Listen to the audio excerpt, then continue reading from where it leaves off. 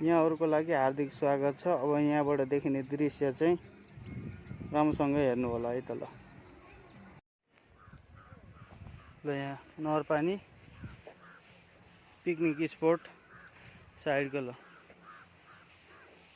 अवस्था यस्तो छ। ल हेर्नुस्, मान्छे घुम्न आउने कि कुडा कचरा गरेको हेर्न आउने, लाजाको मर्दो छ।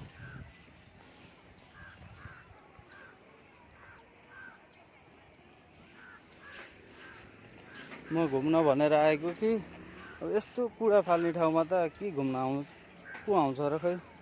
ल फोहोरो यहाँको बासिन्दाले पनि अब पैसा मात्रै छोप्ने हो कि उहाँ त्यस्तै फोहोरो छ है, यहाँ त्यस्तै फोहोरो छ।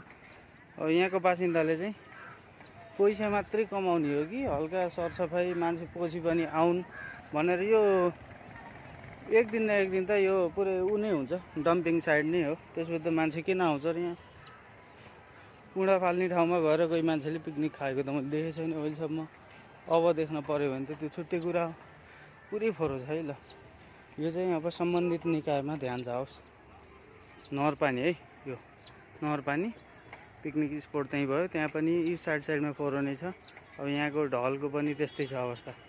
फोहोरोको त कुरै छोडौँ है, फोहोरो त जताकतै फोहोरो छ। मान्छेले सोच्न पनि पर्यो है।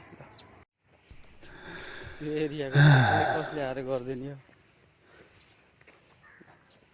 ओहो फोहोरो त यार, फोहोरो त के कुरा गर्ने हो र। यो गाडी रोक्ने साइडमा है,